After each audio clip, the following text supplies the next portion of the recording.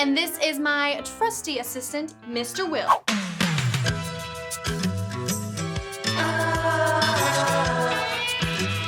Nice entrance, Mr. Will. Anyway, I am so excited you guys are with us today because we are gonna have a lot of fun. Isn't that right, Mr. Will? All right then. Our topic today in the zone is sharing. And I know what you're thinking. You said today was gonna be fun. Sharing is not fun, but don't you worry. Just leave it to me and Mr. Will. How many entrances are you gonna have today? Whatever happened to predictability? The milkman, the paperboy, evening TV. Are you done now? Good, because this right here, this is a speed sermon, and that means we race the clock to tell an amazing story straight from the Bible, starting now. Let's talk about sharing. There are lots of things in this world that are better when we share them. Things like food, or a movie, or board games. But if we're all really honest, there are certain things we'd rather not share. Things we love just a little bit too much to let go of. In fact, on some days, we might even decide we have nothing to share at all. If that's you, don't panic. Good job not panicking. Today, we have got the secret of sharing. The secret of sharing is simply this: everybody has something to share.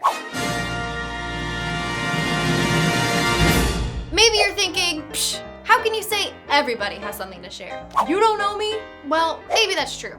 I don't know you. But here in the zone, whenever we have questions that need answers, we go straight to the Bible. And the Bible tells us in 2 Corinthians 9:8 that God will generously provide all that we need. Then we will always have everything we need and plenty left over to share with others. How about now? Are you convinced that everybody has something to share? Well, if you still need some convincing, I've got a story to share that's gonna blow you away. Now, sit up straight and tall because it's story time. Now, when our story begins, Jesus is with his disciples, preaching to the multitudes. The Bible tells us there was also a little boy with a basket of fish and bread. At around dinner time, Jesus noticed that everyone was getting hungry, but no one had brought any food with them, except of course, the little boy. Now, when I read this story in the Bible, I imagine the little boy holding his basket, watching Jesus talk to his disciples. The disciples say, it's getting late. Jesus says, you're right. The disciple says, everyone's getting hungry. Jesus says, I know. Disciples say, so we should probably send everyone home. Jesus says, no! Instead, how about you feed them? Pause. Now, right here at this moment, the little boy knows he's the only one around with any food. But he only has 5 loaves of bread and 2 fish. That's definitely not enough. Why would he share what he has when it seems so small, so not helpful? They might laugh in his face, they might call him names, they might yell at him and tell him to go away. No, he definitely shouldn't share what's in his basket. Or should he? What do you think? Raise your hand if you think he should share what's in his basket. Really? But the crowd was huge, and his lunch was really, really tiny. You really think he should share what's in his basket? Wow. Well, let's see what happens next.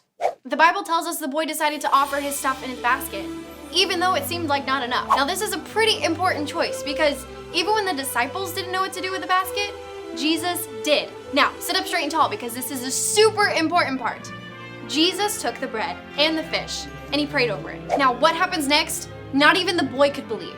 Jesus kept passing out the fish and passing out the bread. It just kept coming and coming and coming and coming. It was multiplying before everyone's eyes. It was an honest to goodness miracle.